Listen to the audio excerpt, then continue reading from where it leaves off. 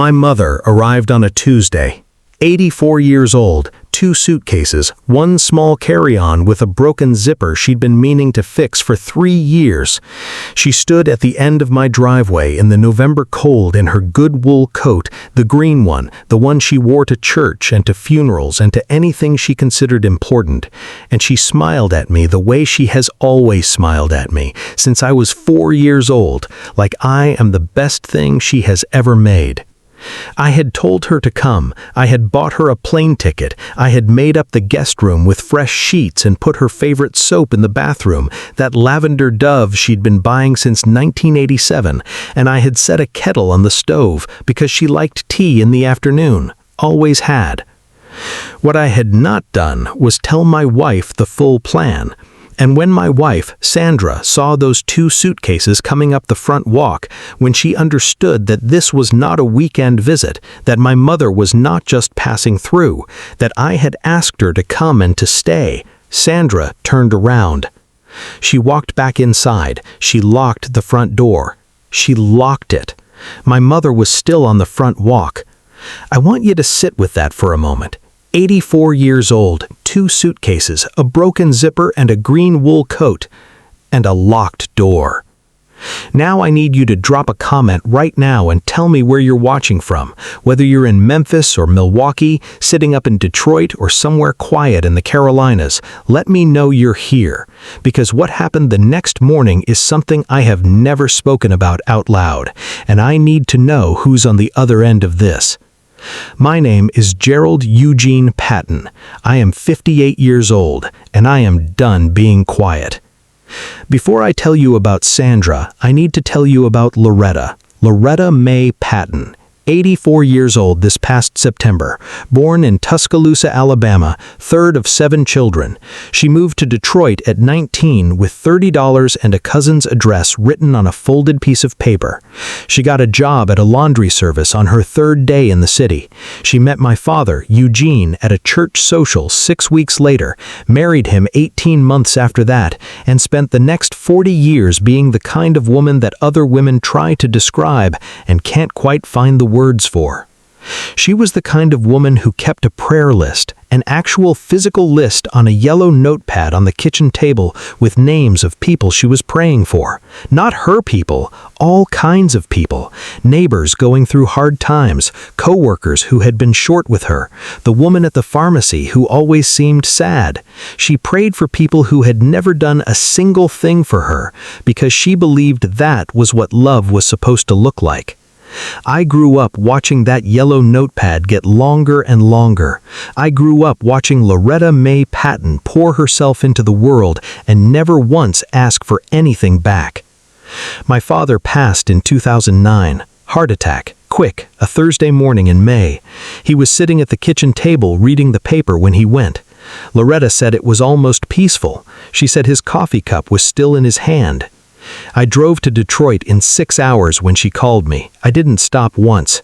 She was sitting on the front porch when I pulled up, still in her housecoat, hands folded in her lap, completely dry-eyed. She looked at me coming up the front walk, and she said, "Your father had a good life, Gerald. A good, full life. We're not going to turn that into a tragedy." I held it together for about 4 seconds after she said that. She held me up. That is Loretta Patton, and that is the woman Sandra left standing on a front walk in the November cold. I want to be fair. I have been doing a lot of thinking over these past months about fairness, about the versions of a story that live on each side of the same wall, and I want to try to be fair. Sandra Denise Patton, nee Holloway, is a capable woman. She runs a dental practice, 3 locations, 40-something employees. She is organized in a way that borders on mechanical. She wakes at 5:15 every morning, runs 4 miles, showers, and is at her desk by 7:30.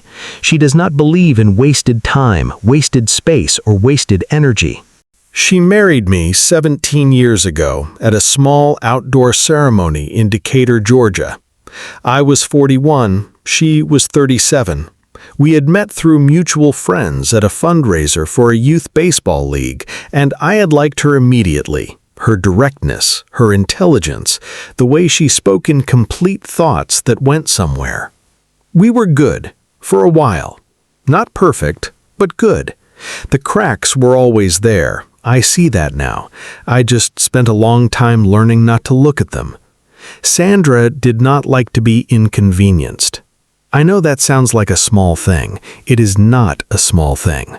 When a person does not like to be inconvenienced, what that actually means is that love is conditional on their comfort, and comfort has a very narrow doorway, and most of the people you love will eventually, inevitably, stand on the wrong side of it.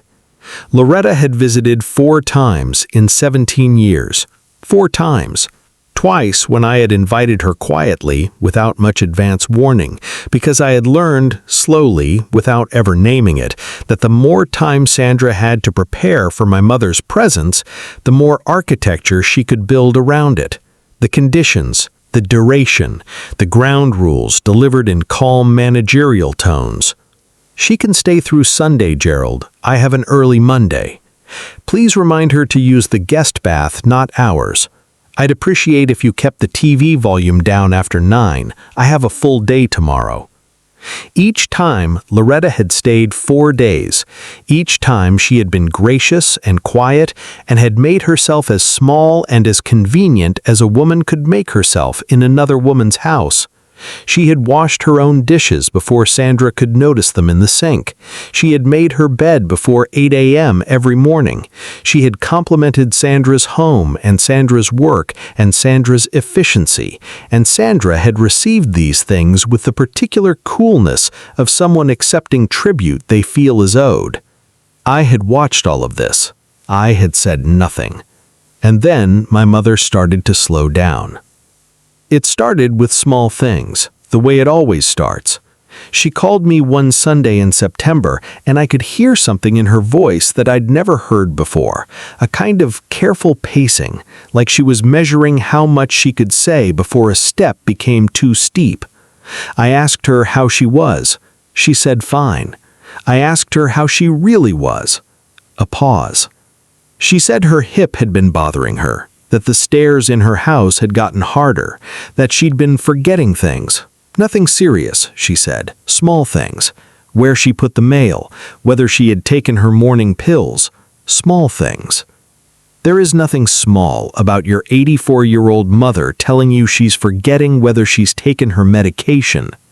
I called her doctor, a kind woman named Dr. Patricia Odom, who had been Loretta's physician for 11 years, and who spoke to me with the particular gentleness that good doctors develop when they are delivering news that needs to land softly.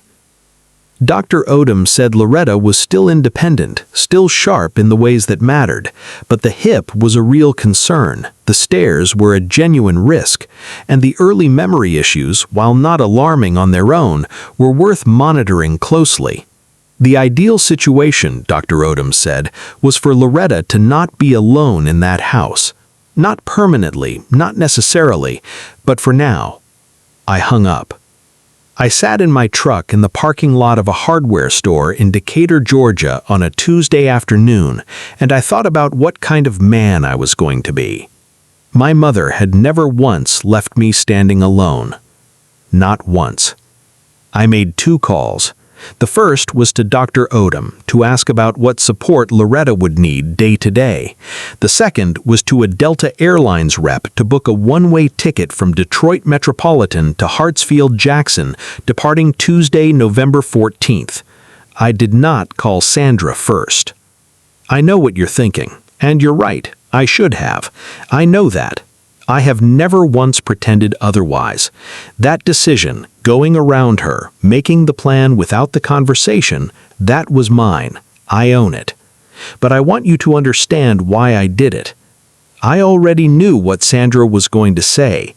I knew it the same way you know a road you've driven 1,000 times. Every turn, every pothole, every place the speed limit drops. I had heard her voice on this topic before, in smaller versions of this conversation, in the ground rules and the Sunday through conditions and the guest bath distinctions. I already knew. And I had decided that this time, knowing was enough. My mother needed me. I was not going to negotiate that. I made 2 calls. The first was to Dr. Odom to ask about what support Loretta would need day to day. The second was to a Delta Airlines rep to book a one-way ticket from Detroit Metropolitan to Hartsfield-Jackson, departing Tuesday, November 14th. I did not call Sandra first. I know what you're thinking, and you're right, I should have. I know that. I have never once pretended otherwise. That decision, going around her, making the plan without the conversation, that was mine. I own it. But I want you to understand why I did it. I already knew what Sandra was going to say. I knew it the same way you know a road you've driven 1,000 times. Every turn, every pothole, every place the speed limit drops. I had heard her voice on this topic before, in smaller versions of this conversation, in the ground rules and the Sunday through conditions and the guest bath distinctions. I already knew. And I had decided that this time, knowing was enough. My mother needed me. I was not going to negotiate that. I picked Loretta up from Hartsfield-Jackson at 2:17 in the afternoon. She came through the arrivals gate in her green wool coat, pushing a small cart with 2 rolling suitcases and the carry-on with the broken zipper, and when she saw me, she stopped walking for just a second and pressed one hand to her chest like she needed to steady something. I crossed to her in about 4 steps. She held on longer than usual, I noticed that. She is not a long hug woman by nature. Warm, yes, but efficient, always on to the next thing.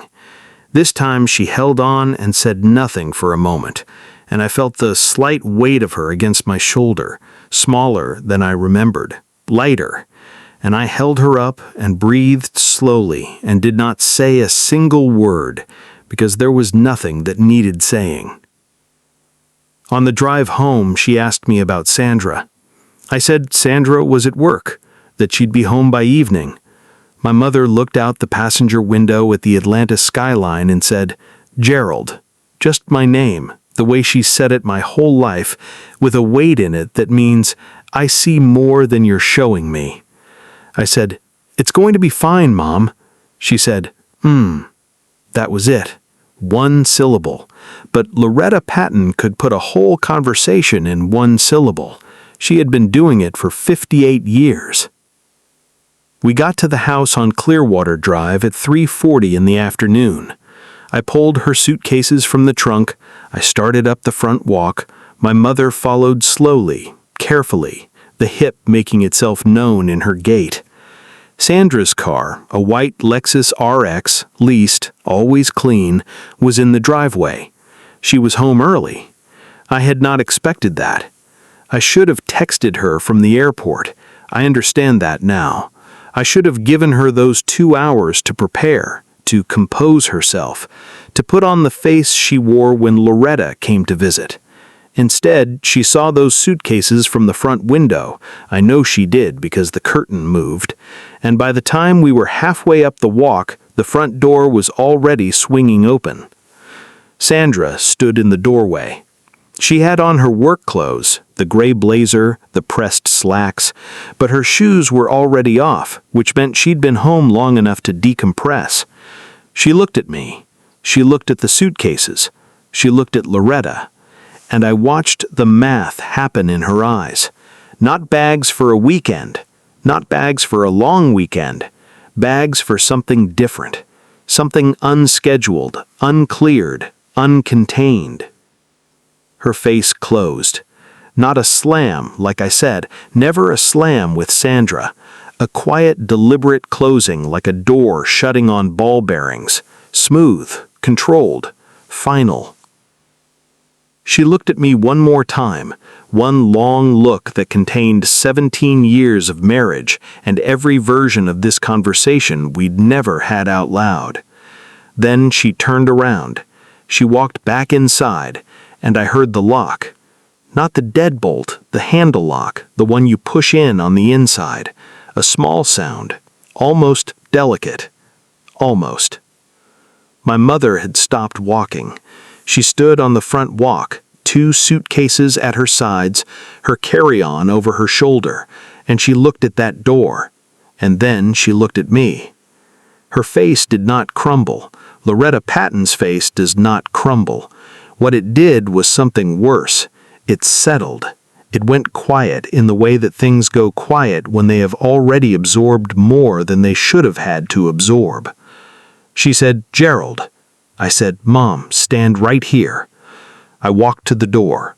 I knocked once, which I understand is a strange thing to do at your own front door, but I was standing on the outside of it, so I knocked. "Sandra, open the door." Silence. "Sandra." Her voice came from somewhere inside, calm, even. "Gerald, we need to talk before she comes in." I said, "Mom is standing in the cold. Open the door." Silence again. I reached into my jacket pocket and got my keys. I unlocked my own front door with my own key, and I pushed it open. And I went back and got Loretta's suitcases, and I brought them inside, and I set her on the couch in the front room. And I said, "Give me 5 minutes." She folded her hands in her lap.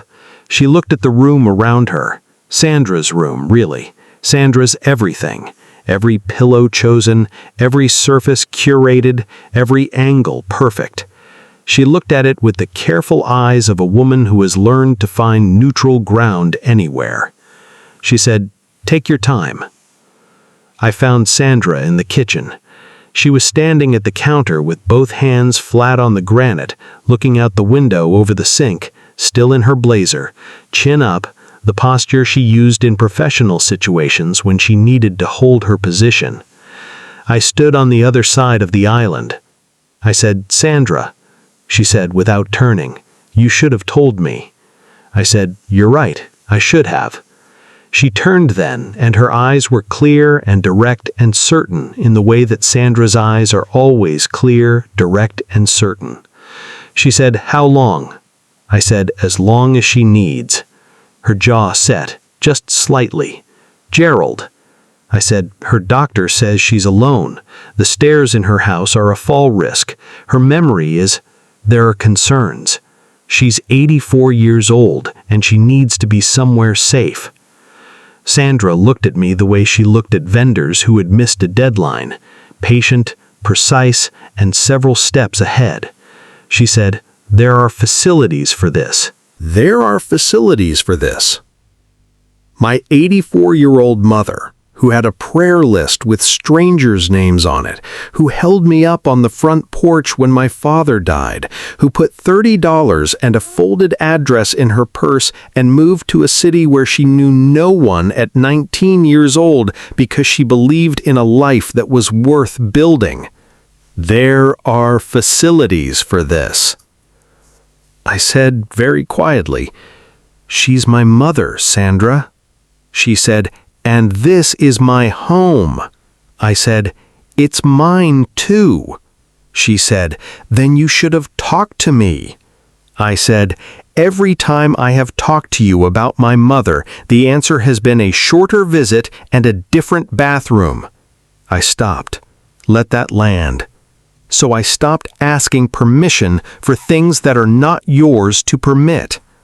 Her chin came up.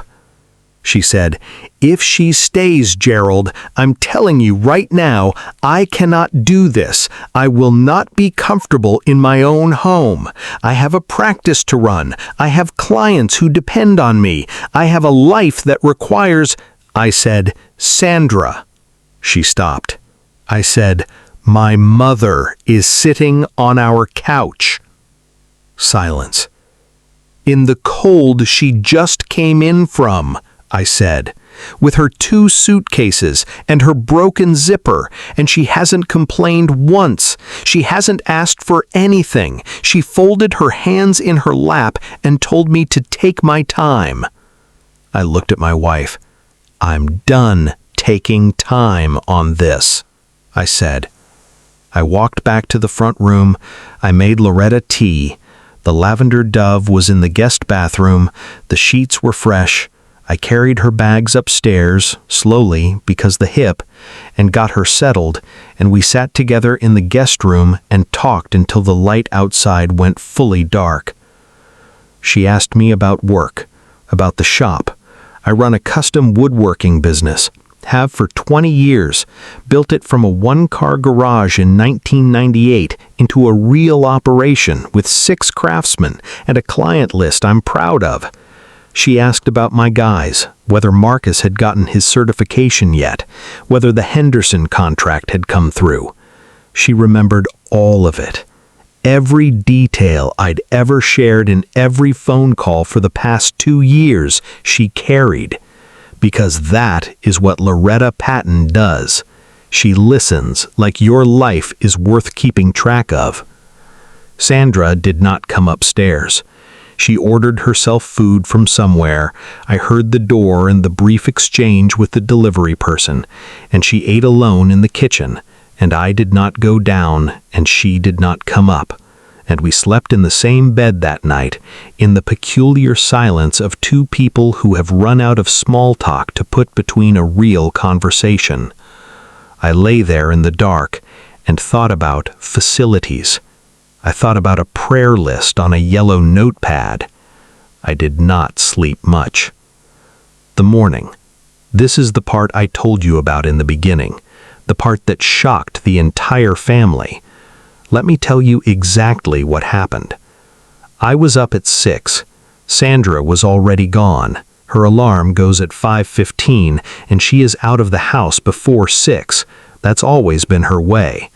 The bed was made on her side with the precision of someone who had lain awake for hours thinking rather than sleeping. I made coffee. At 6:40, I heard movement upstairs. Loretta came down slowly, one hand on the banister, in her housecoat and slippers, hair still in the pin curls she'd slept in.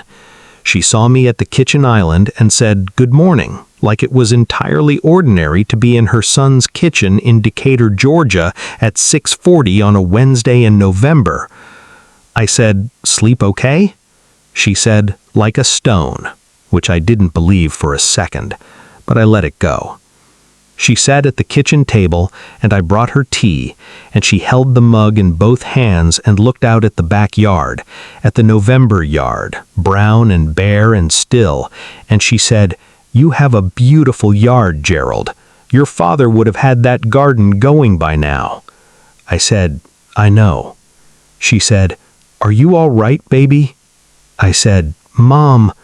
She said, "Don't tell me you're fine. I've known you for 58 years. I sat down across from her. I said, "I don't know how to fix this one." She was quiet for a moment, just held her tea, looked at the yard. Then she said, "I need to ask you something, and I need you to be honest with me." I said, "Okay." She said, "How long has it been like this?" I looked at her. She said, "With Sandra, how long?" I thought about the guest bath rule, the Sunday through conditions, the 4 visits in 17 years. I thought about Thanksgiving in 2018 when Loretta had called from Detroit and Sandra had not come to the phone, had been right there in the next room and not come to the phone. I thought about the facilities comment the night before. I said, "A while." She nodded slowly. She set down her tea, and then she said something that I was not prepared for. She said, "Gerald, I need you to drive me to see Paul this morning." Paul. Paul Whitmore was my mother's attorney. I looked at her. She looked back at me, completely steady, the way she had always been steady, through the recession and the hip replacement and my father's passing and 35 years of that house in Detroit alone. Steady. Always, always steady. She said, "I have been meaning to update some things for a while. I should have done it sooner. I'm doing it now." I said, "Mom, you don't have to." She said, "Gerald." Her voice was patient and final in the same breath. "Your father left me a life insurance policy, 2 paid-off properties in Detroit, Not grand ones, but solid ones, and a portfolio your cousin Franklin has been managing for 12 years. I am 84 years old. These things need to go somewhere intentional. She picked up her tea again. I would like to go see Paul this morning, if you don't mind the drive. I sat there looking at my mother. She looked back. She said, "And don't you dare argue with me about it. I am not asking your permission, I am asking for a ride." Paul Whitmore's office was 40 minutes north in a brick building on Henderson Mill Road that he'd occupied for 30 years. He was 69, semi-retired, the kind of attorney who knew his clients the way a doctor knows a long-term patient, not just the documents, but the life behind them. He had handled my mother's affairs since my father died. He greeted Loretta like she was family, because in the way that a 15-year relationship makes people family, she was. He took her coat, he offered her coffee, he settled her in the chair across from his with the deference of a man who recognized a woman of substance when she sat down in front of him. She told him what she wanted. She was precise, unhurried. She had clearly been thinking about this longer than last night. The 2 Detroit properties, solid 2-family rental properties, both fully paid off, modest but steady income generators. She wanted both put in a trust, not for Sandra, not jointly, for me directly, managed by a trustee until they transferred clean on her passing. The life insurance policy she was changing the beneficiary on, previously split. She was making it direct, to me. The portfolio, she was setting it up with a specific directive, a portion to her church in Detroit where she had sung in the choir for 41 years, a portion to a scholarship fund for girls from Tuscaloosa going to college first in their families in honor of her own mother, my grandmother, Ida, who had never gotten to go. And a portion, a significant portion, she was leaving to me, in my name alone, not jointly, my name alone. Paul Whitmore wrote it all down. He asked his clarifying questions. He reviewed the existing documents. He was professional and efficient, and when they were finished, he looked at my mother and he said, "Loretta, is there anything you want me to note about the reasoning, for the record?" She thought about that for a moment. Then she said, "A man's mother is not an inconvenience. Note that." Paul Whitmore looked at her over his glasses. He said, "I'll note that." We got home at noon. Sandra was at her practice on Wednesdays, booked until 6. I knew we had the day. I made my mother lunch. She napped in the afternoon as she had always done, precisely 1 hour, and came back downstairs looking rested and sharp, and we watched an old movie she liked, and I made her more tea, and we talked about nothing important and everything that mattered. At 6:17 p.m., Sandra came home. She came through the kitchen door, set her bag on the counter, looked at me. Her eyes asked a version of, "What are we doing about this?" The same question they'd been asking since last night in a language we'd developed over 17 years of not quite saying things. I said, "How was your day?" She said, "Gerald, we need to talk about this, about a real plan." I said, "Okay." She pulled out a chair at the kitchen table. My mother's tea mug was still there, rinsed but not put away, and she sat down and she opened her mouth to say whatever organized thing she had prepared on the drive home. And her phone rang. She glanced at it, a number she didn't recognize. She declined it. She started to speak again. It rang again, same number. She declined it. She said, "Gerald, I've been thinking about a realistic timeline." It rang a third time. She picked up, said hello, with the clipped efficiency she used for unexpected calls. I watched her face. I watched the slight furrow come in, the confusion, then the attention shift, the sharpening, the sit-up, the full-body recalibration of someone receiving information they were not prepared for. She said, "I'm sorry, say that again?" She listened. Her eyes came to me across the kitchen. I looked back at her. She said, I see. Yes. Thank you for letting me know. She hung up. The kitchen was quiet. She set the phone down carefully on the table and looked at it for a moment. Then she looked up at me. She said, "That was Paul Whitmore's office."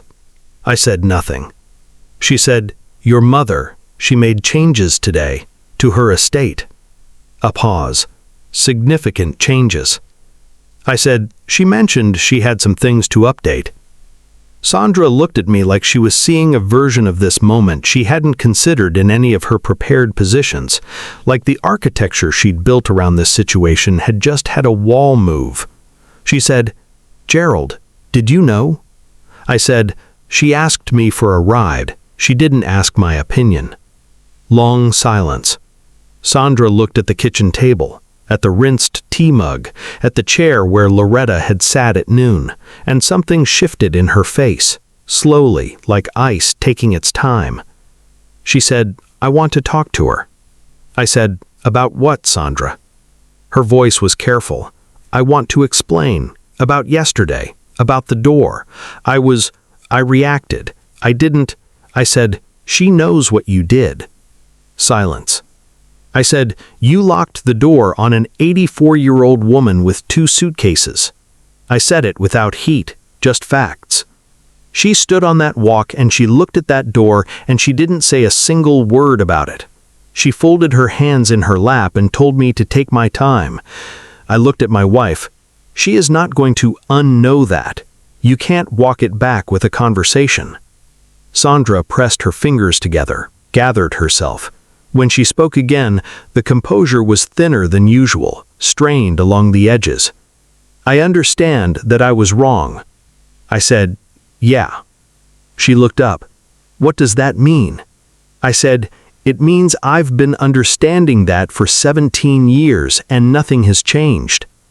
The kitchen was absolutely still. Outside on Clearwater Drive, a car passed, then another. The refrigerator ran. Somewhere upstairs, the guest room, the room with the fresh sheets and the lavender soap, I could hear the faint sound of a television turned low, the evening news. My mother watching the world from the room Sandra had never wanted her to be in. Sandra said, "Gerald, I am trying to talk to you." I said, "I know." She said, "This is fixable. We can figure out a structure that works for everyone, a schedule. We can look at..." I said, "Sandra." She stopped. I said, "I don't want a schedule." She looked at me. I said, "I don't want ground rules. I don't want a structure. I don't want a managed solution for my mother's presence in my home." I stopped. Let it settle. "I want a partner who, when my 84-year-old mother shows up with 2 suitcases, opens the door." Silence. "That's it," I said. "That's the whole list. One item. Open the door." She was quiet for a long time, long enough that the refrigerator cycled off and on again, long enough that the news upstairs changed segments. Then she said very quietly, "And if I had?" I looked at her. If I had opened the door that day, if I had been different, for the last 17 years, would it have mattered? It was the most honest question Sandra Patton had asked me in years, maybe ever. I thought about the prayer list, about the front porch in Detroit, about 2 properties and a portfolio and a portion for girls from Tuscaloosa who wanted to be the first. I said, "It would have been everything." Her eyes went very still. I said, "But we can't go back to Tuesday, Sandra. We can only go forward from now." She said, "What does that look like?" I honestly don't know yet. She looked at me a long time. There was something working in her face that I recognized, the underneath thing, the part she never let people see, the part that had been there in the beginning when I had first known her and loved her. Fear. Real, unguarded fear. Not of losing the estate changes, though that was there too. Fear of losing me, of having finally done the thing that could not be smoothed over. "Good," said something quiet in the back of my mind. "Stay there a while." I picked up my keys from the counter. She said, "Where are you going?" I said, "Upstairs, to check on my mother." She was still sitting at the kitchen table when I walked out of the room, hands flat on the table, the phone in front of it, the rinsed tea mug beside it. I didn't look back. I am not going to tell you this story has a clean ending, because it doesn't. Real life doesn't come with those. What I will tell you is what the months after looked like, truthfully, from where I stood. Loretta stayed. Not forever. She went back to Detroit in March, 4 months later, when her hip had steadied, and a wonderful home health aide named Denise, who she hired herself and paid with her own money, and who Loretta described as sharp as a tack and funny as the dickens, was settled in at the Detroit house full time. 4 months. She was there for 4 months, and in those 4 months, she woke up every morning at 6:45 and came downstairs and sat at the kitchen table and held her tea in both hands and looked out at the yard. And I sat with her most mornings before the workday started, and we talked about my father, about what she'd been like at 19 in a new city with $30, about what she'd wanted to be before she became everything else, about what she was still proud of and what she wished she'd done differently and what she hoped for in whatever years came next. Those mornings are going to be with me for the rest of my life. Sandra and I are in counseling. I'll tell you that plainly because I think plainness is what this requires. We are in counseling with a good woman named Dr. Teresa Mallory, who has the patience of a person who has heard every version of every marriage and still shows up on Monday mornings believing people can grow. We are doing the work. Whether the work is enough, whether 17 years of managed distance can become something warmer, something real, I genuinely don't know. What I do know is this. I am not the man who stands at the bottom of the stairs waiting for permission anymore. That man is gone. The scholarship. My mother set it up properly through Paul Whitmore and a foundation contact her church connected her with. The first recipient was a girl named Aaliyah from Tuscaloosa, Alabama, 18 years old, valedictorian of her high school, first in her family to apply to a 4-year university. She was going to study nursing. My mother called me the day she found out. She was laughing, not crying, laughing. She said, "Her mother cried on the phone, Gerald. All I could understand was thank you, thank you, thank you." I said, "You did something good, Mom." She said, "Ida did something good 60 years ago. I'm just passing it down." Ida was her mother, my grandmother, who never got to go. I thought about that for a long time, about what gets passed down when you decide to pass something down on purpose, about what it means to be intentional with your legacy, about a woman at 84 years old who still believed her best contribution was ahead of her.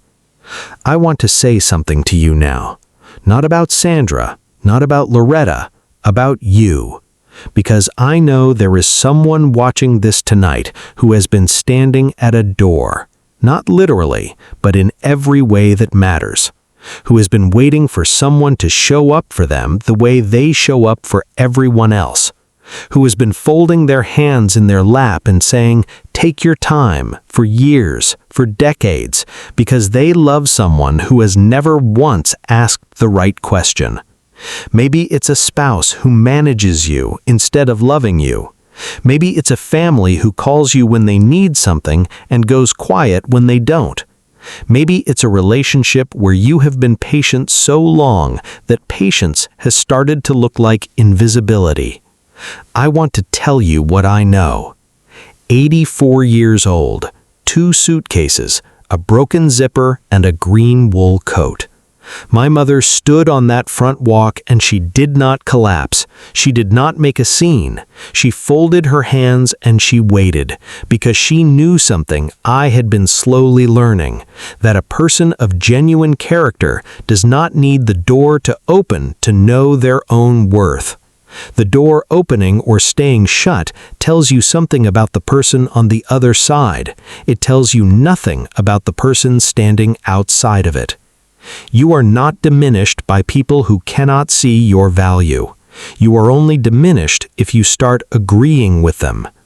I watched my mother sit at my kitchen table every morning for 4 months and pour herself into the day with the same intention she has poured herself into every day I have ever known her, praying for people she'd never meet, laughing at things that weren't even that funny, asking questions about my guys at the shop like she was going to be tested, being fully, completely, unself-consciously present in whatever room she was in.